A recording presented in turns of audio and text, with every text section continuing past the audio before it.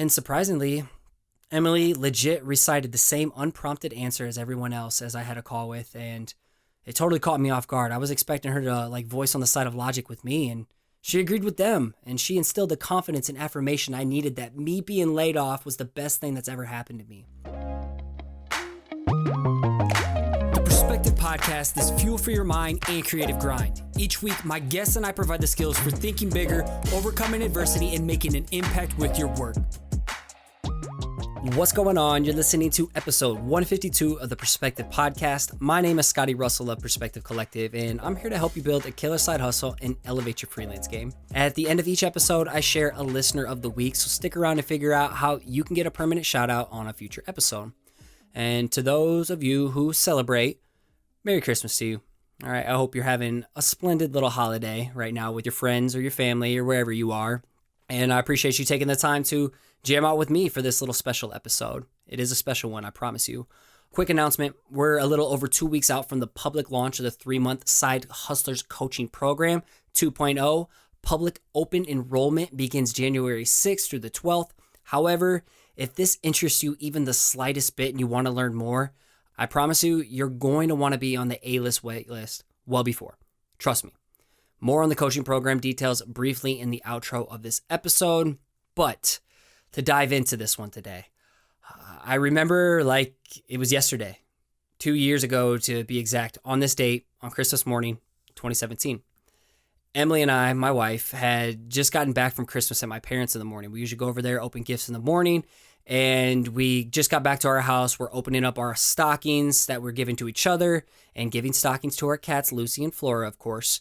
She'd been acting weird all morning, and she even left early out of nowhere to go to Walgreens for a last-minute stocking stuffer. After we finished exchanging our stockings, she awkwardly said, "We need to talk." And that's never been a good conversation starter in our 10 years of relationship, so I had a million negative scenarios running through my head. That's when she told me, "I'm pregnant. I hope you're not mad." I was stunned, shocked, and awed. I was all of those things, but of course, being mad wasn't any of those. I was thrilled. We both started crying. Yes, I cry. I cry more often now that my son's born than I ever have in my life, but during that moment we were crying, and little did the cats know that they weren't going to be the only little babies in the house anymore. And then it happened. After the shock wore off, I was immediately flooded with fear. How am I going to provide for this little human when we barely make enough to get by? I'm so immature. How am I going to be able to keep this baby alive? Will I even be a good dad? And the other thought that crept in my mind, sounds kind of selfish, was, will I have to give up my side hustle at Perspective Collective? Is my dream over now?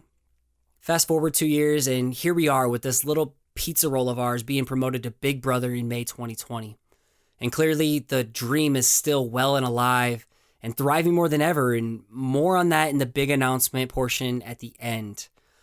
Something I want to celebrate with you. Yes, having a kid has radically changed my life and my priorities. Every decision I make now affects a tiny human, so I had to become a better decision maker. The birth of little Scotty is not only the best thing that's ever happened to me from my life perspective, but it's also been the best thing that's happened to me for my side hustle business, and I'm going to tell you why today.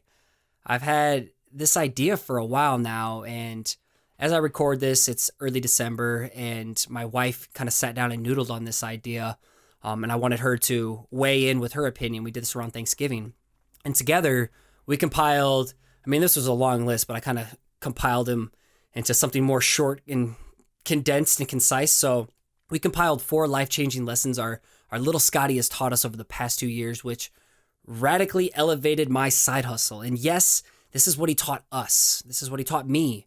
But I believe the lessons here will dramatically impact and inspire a change to how you show up for yourself, as well as how you show up for others through your side hustle and your work. So before we get started, today's episode is brought to you by friends and family over at Retro Supply.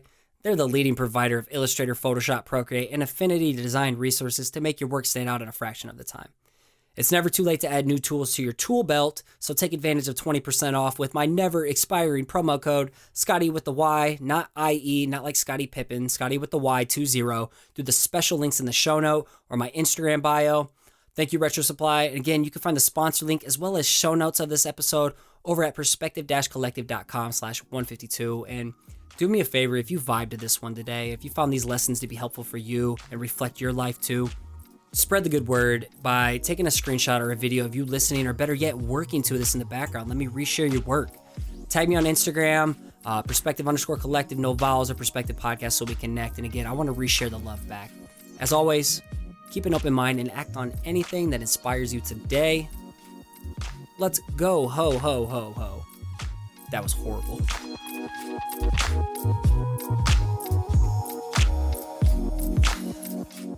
Number 1. Be relentlessly fearless. My son is barely scared of anything, not even of the dark. If there's something he wants to do, like being a daredevil and standing up on that little tiny narrow seat of his Paw Patrol fire truck, then he's going to do it. And I got to let you know that I place pillows and blankets all around him as a safety net. Mind you, I'm not a horrible father who just lets him get hurt. But my little dude, he fails and falls countless times at his ventures to conquer something. He cries, he lets us kiss his boo-boos, and then I give him the whole, figure it out, you got this pep talk. I smack him on his cute little bottom and I send him on his way. And there he goes. He's right back to recalculating his approach until he locks it down. It's so incredible to see that big shit grin he has on his face as to say, look at me, mama and dada, I did it. Seeing him master a mini mountain makes me think about you and me and our creative pursuits. We let negative emotions of fear, doubt, and comparison hold us back from conquering something that truly excites us. Things like sharing our work, making a YouTube channel, starting a podcast, you name it, anything that excites you. It's so easy to hold yourself back. Instead, imagine if we channeled our inner toddler who isn't affected by these restraining feelings and relentlessly chased the things we wanted. What kind of breakthroughs could you see yourself having? Really, really think about that. When you get out of your own way and chase those things that you're afraid of, chase the things you want, what is the end result? What do you picture? Why can't you have it? What's holding you back? And I want you to really, really analyze and reflect on those things that you do let yourself hold back. Is it just inner doubt? Is it the inner critic? What is it?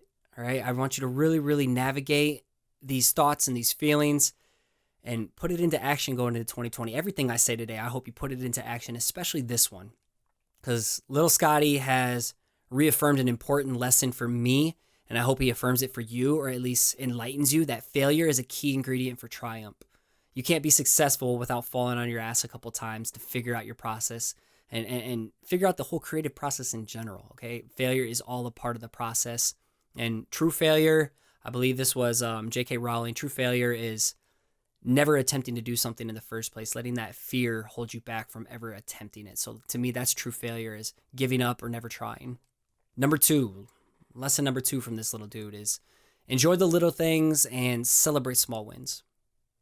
Straight up, we're spoiled.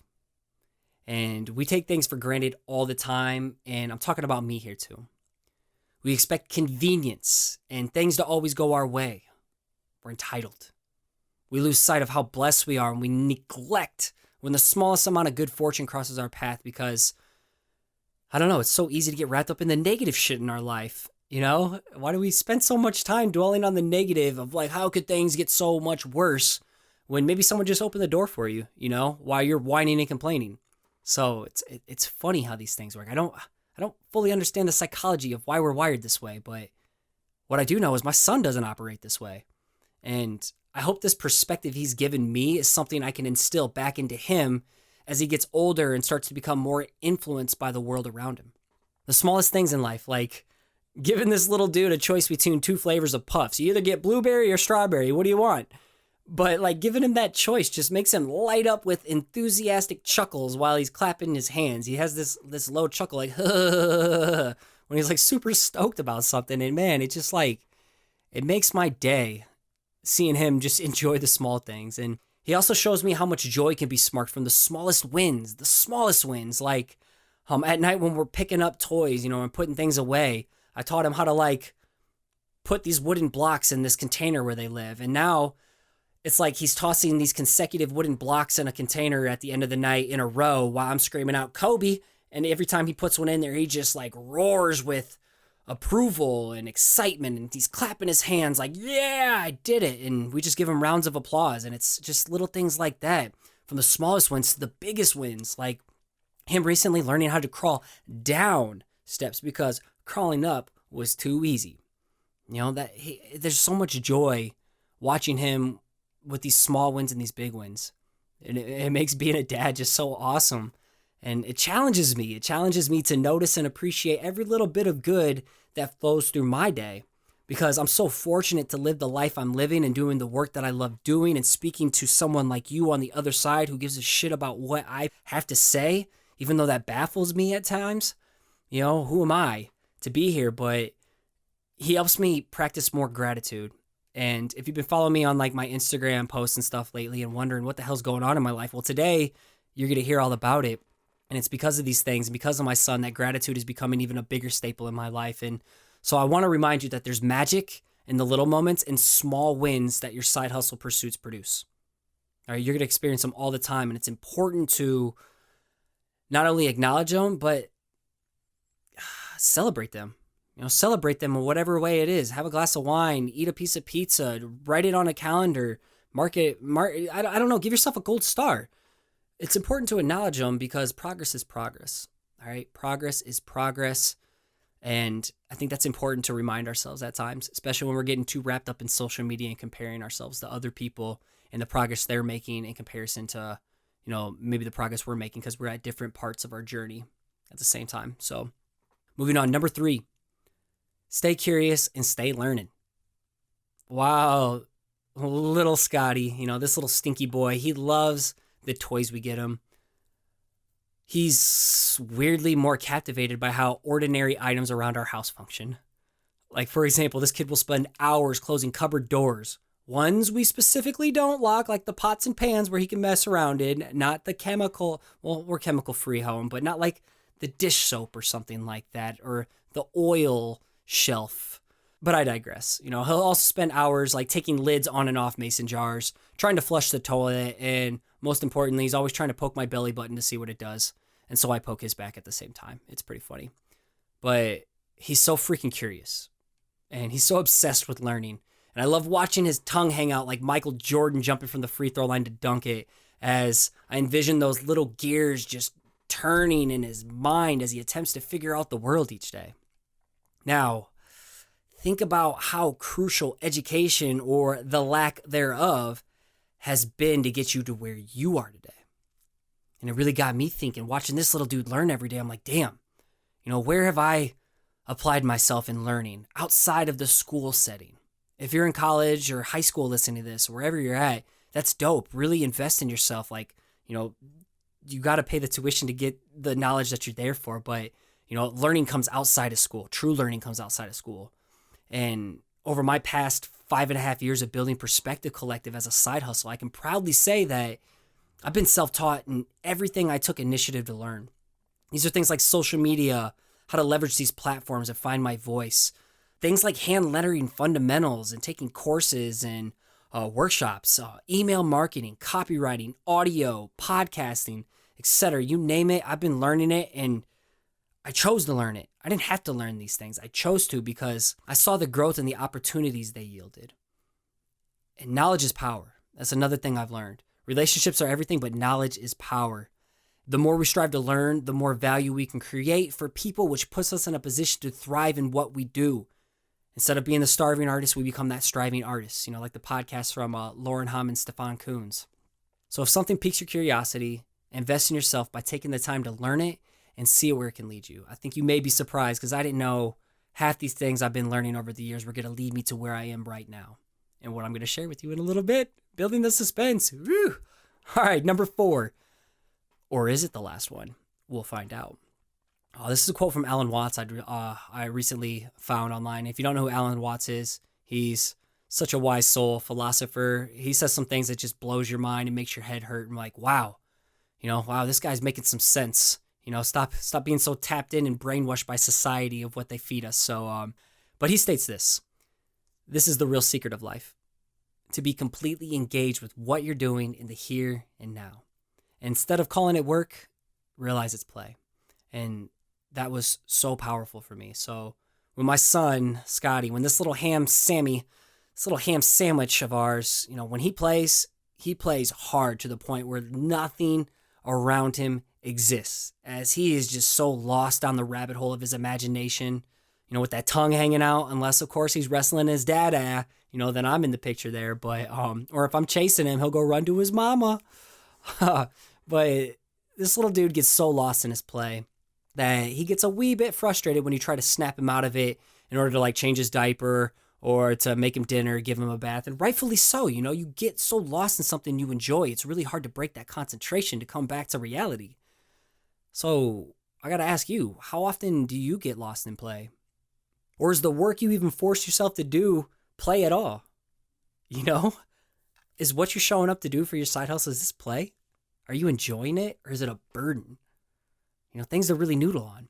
But watching my son play, it triggers this new filter that's been kind of blooming in me over the last 2 years. And as I take the next steps forward in my business in 2020, I'm trying to set this precedent, this tone, that anything that doesn't fit into that play category, I'll talk here in a second, these play categories for me, if it doesn't fit within him, then it's something I should be eliminating or delegating if I have the means to do so.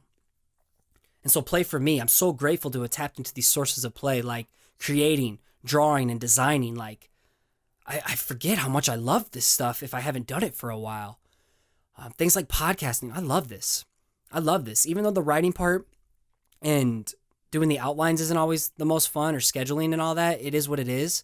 But it's when I get to hit publish or when I get to speak on a mic right here that I truly just become alive. I feel like, damn, this is it. This is right. This feels right. And then another source of play that I found this year is the coaching, truly labeling myself as a creative coach and embracing it and stop running away and hiding from it because other people might judge me because they don't take me serious, because they don't know me. They don't know what I'm bringing to the table. They don't know I was born for this shit, but they'll learn. And my goal isn't to make them learn, but, they'll learn if they pay attention. So if you don't pay attention, it is what it is. But I'm here because this is what I'm supposed to do. And when I'm doing these things, I play hard and I get lost in the sauce for hours. And the best thing about it all isn't the audiences, isn't the side income. All that shit's fun and all. It's great. It helps. But the best thing about all of this when I pursue this play is the relationships I get to build with people like you or the podcast guests in the coaching programs, in my DMs or something like that on Instagram. I enjoy this. I live for this. I enjoy the connections with people, the relationships with people. And that's what play leads to for me as well. So finding things that interest you is a good place to start. If there's something you want to pursue and you don't know the first steps to take, is chasing that curiosity, chasing the things that excite you, chasing the things that interest you, and show that within your work. And for me, I think it's so dope. This new season I'm entering in is I think I'm finally starting to see what Alan Watts is referring to in his quote that I just mentioned earlier. Because when I play hard in my business, it never feels like I'm working at all. Like right now, this is play. I know I said 4, but we had to add an honorable mention here one. So I guess this would be 5 or 4B. So this one is, farts are funny. Don't take life too seriously. Here's a quick one Emily and I both agreed on that may be the most important lesson yet.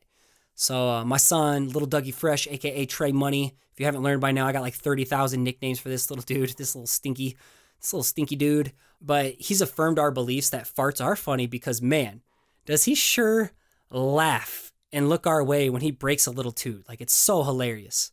But at the end of the day, my wife and I, we're still little kids at heart, and we will forever laugh at a fart. The Art of Fart.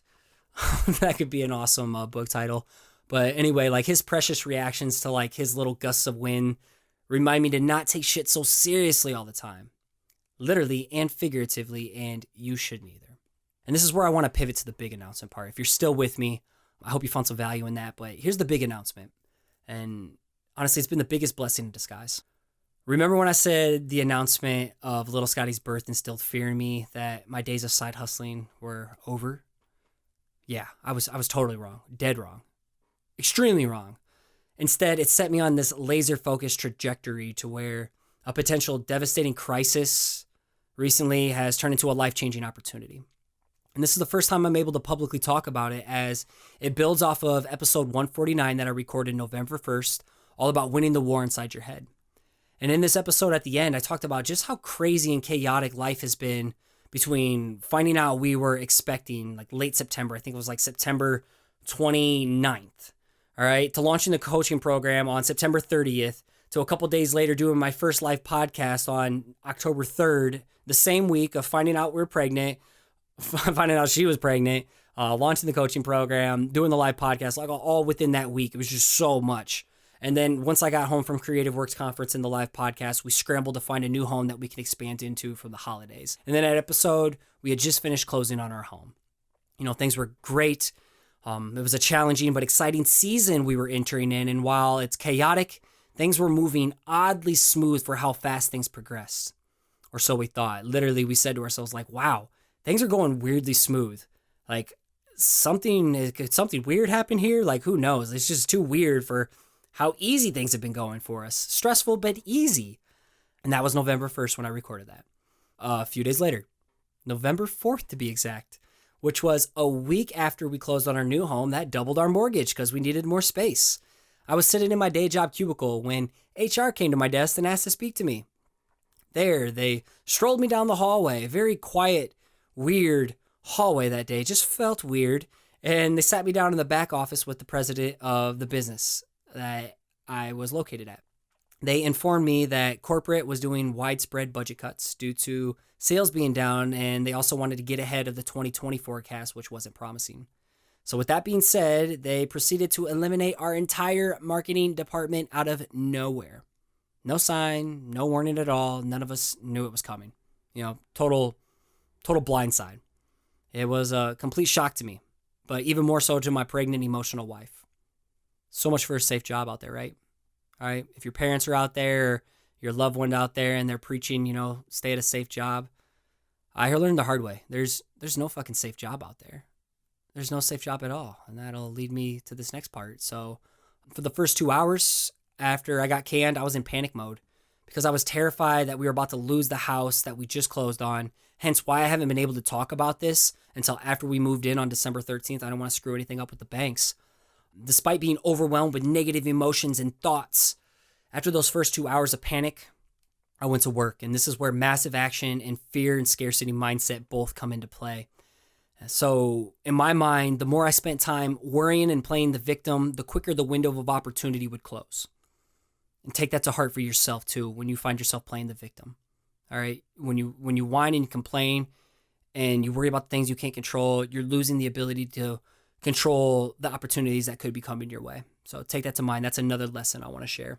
But I needed to take massive action. So I immediately started making calls to all my friends in the community, the creative community and the industry that I built relationships with the past 5.5 years. Again, relationships are everything. Get out of your bubble.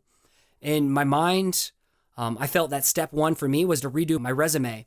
In my mind, I'm like, this is going to be the last resume I ever create. I swear, I promise on my grave.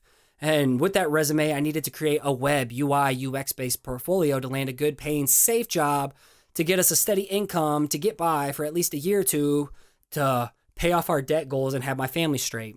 Again, if you didn't know, I was a senior web designer at my last position.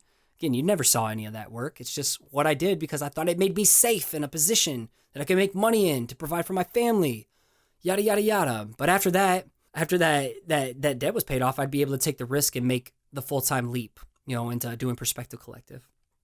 Ideally, that was my plan. You know, the first week of truly being on my own and figuring things out. And my first call after being laid off was with my good friend Peter Del Tondo of Unfold, and he's the wizard behind Creative South's web user experience. Peter's the man. He's a smart and talented soul. And I'm like, okay, UI, UX, I need to talk to him. He's going to help me, you know, figure out my next step in the web world. This dude didn't tell me what I wanted to hear either. In fact, he told me something I was not expecting and didn't want to hear, but I'm glad I heard it. It was a huge perspective, paradigm shifting, enlightening conversation for me. He made me realize how much my current decisions on how to move forward pursuing UI, UX were based on fear and scarcity.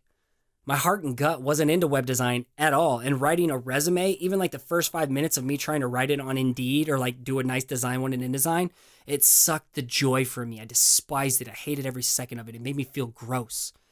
And thankfully, I chatted with him the same day I was going to start writing that resume because he made me realize what I was truly passionate about and good at. What he said he considered me an expert at was lettering, illustration, and branding. You know, the shit I've been showing over the last 5.5 years. None of the UI, UX related shit that I did at my day job that I've never shown any of you.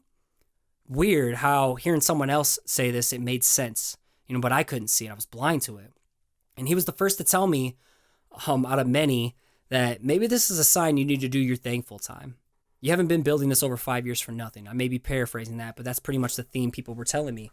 And I'm just like, meh, whatever, dude. Yeah, scarcity mindset and the fear of failure were still top of mind, so I immediately dismissed it. I didn't even entertain the thought of me being able to do this. I thought to myself, yeah, full-time me, that would be awesome, but you don't understand the position I'm in and the risk that puts on my family. However, my convo with Peter helped me know the type of work I wanted to show in my new portfolio I was building from scratch over the month of November. And I just polished it up yesterday, which would have been early December. So, we're speaking in the past, but talking to him, I knew that my targets now were set on applying at some type of agency for remote work that could then maybe help me brush shoulders with big names that I could then add to my portfolio as select clients or worked with, that little eye candy. And so there I was. Call after call with friends. I chatted with 6 friends in 2.5 weeks, just getting their advice, their guidance, their direction. And somehow at the end of it all just kept circling back around to the eerily repetitive answer of, Scotty, dude, this is a sign to do your full-time thing. You haven't been building this for 5.5 years for nothing. And it wasn't until I spent countless sleepless nights and multiple panic attacks that I brought this internal turmoil to my wife. I explained to her that logic is telling me that I need to apply for some type of agency design related job to get us a steady paycheck so we can cover our family expenses, your maternity leave, and still hit our debt payoff goal by the end of December 31st, 2020.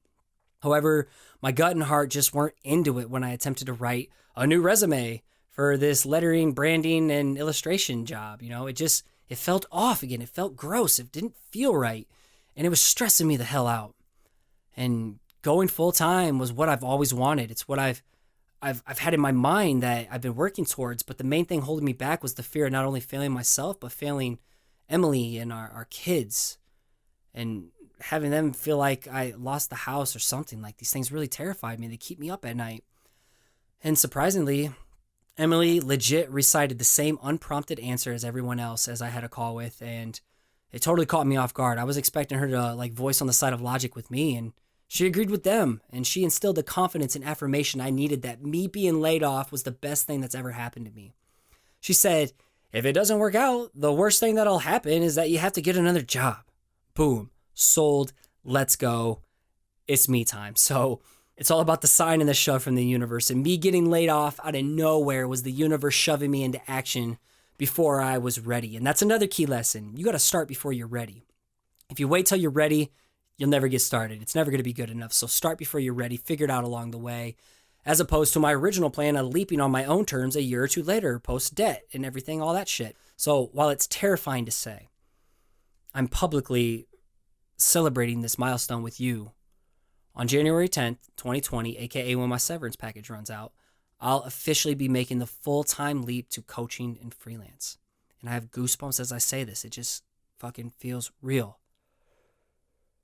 It's an emotional trip for me to see all these years of treating my side hustle like it was a full-time business finally come to fruition. After talking all these conversations with people on the podcast and the people I've connected with and look up to who are doing their thing full-time, that admittedly I envy. I'm jealous of these people. But when I'm jealous and envious of someone, I don't let it get the best in me. I celebrate those people. And now I get to be on that level that I've always wanted to be. I always said if I had an extra 40 hours back in my life, when I was hustling outside the day job, I'd be able to do so many more things and make an even bigger impact.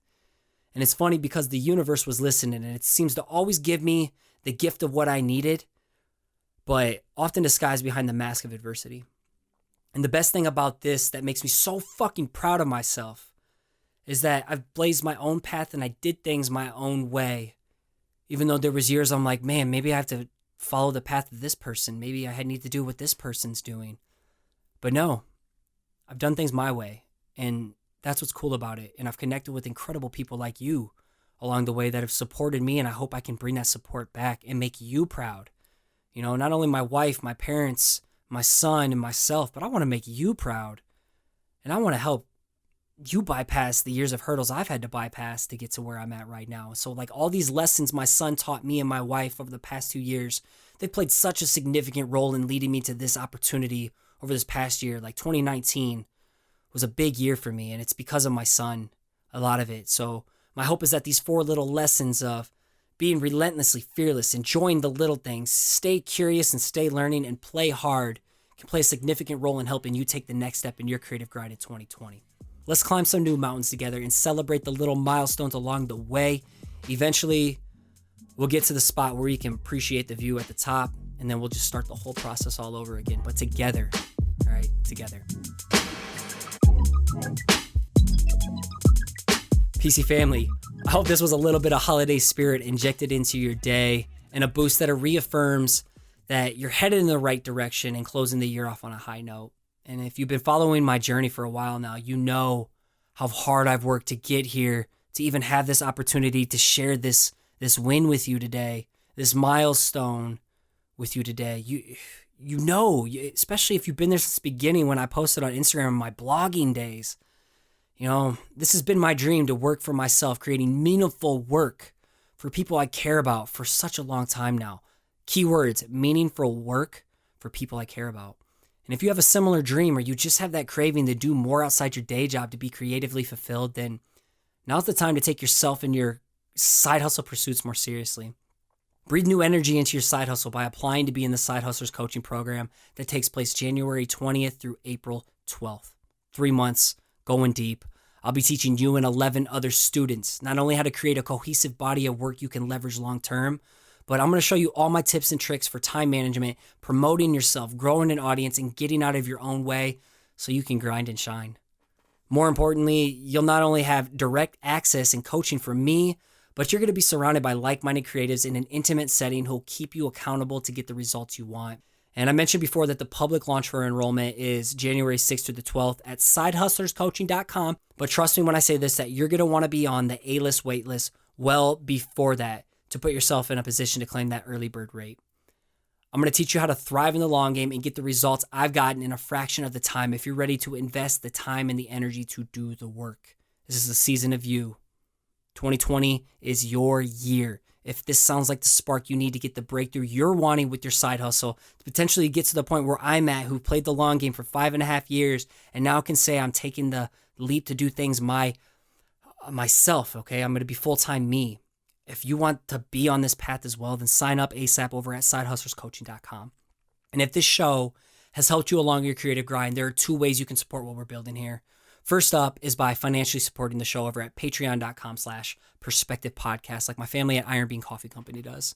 The second way is to subscribe and leave a rating and review over on Apple Podcasts or iTunes. Not only does this cement you as a listener of the week, but it also helps the show climb up the charts in the arts design category. So this week's listener of the week comes from the homie Matt Hoffman, and he titles this one of the good ones. Matt states, I started listening to Scotty last fall and was instantly hooked. The caliber of guests, wisdom, and motivation that culminates from the Perspective podcast is insane. Not only that, but the Facebook group has been amazing, has given me the ability to connect with other people in the same boat as me, all building a side gig out of something we care about. Thanks for putting out incredible content. Scotty, you're one of the good ones. Matt, it's been a pleasure getting to connect with you, not only through Instagram DMs, but seeing you thrive in the Facebook group as well and sharing a different medium than a lot of people are pursuing, not lettering, but you're doing like photography and stuff. So I appreciate you more than you could ever know. And thank you for taking the time to write a review. You're one of the real ones and one of the good ones too. And as I sign off, I got to give a huge thank you to my editor, Anya Brennan. I'm sorry this one was way longer than I expected. As well as my executive assistant, Paige Garland, and Colton Bacher, my video specialist. You 3 are the glue that holds this show together. And a huge thanks to Nick Jenkins of Bluka for all the dope theme music you hear on this show. You can connect with him and listen to his music over on Spotify, Instagram, and SoundCloud at Bluka. That's BLOOKAH. And as you finish off your week strong, with your family and your friends, celebrating the holidays, wherever you are right now, even if you don't celebrate the holidays, even if you don't celebrate the new year off, whatever it is, finish off this month strong. Analyze where you are right now and where do you want to be? Where do you want to be in January? Where do you want to be a year from now? What's the progress you want to make? Be serious about it. Give yourself a plan. Give yourself some goals and deadlines and start taking yourself seriously, regardless if you join the coaching program or not, because it's important.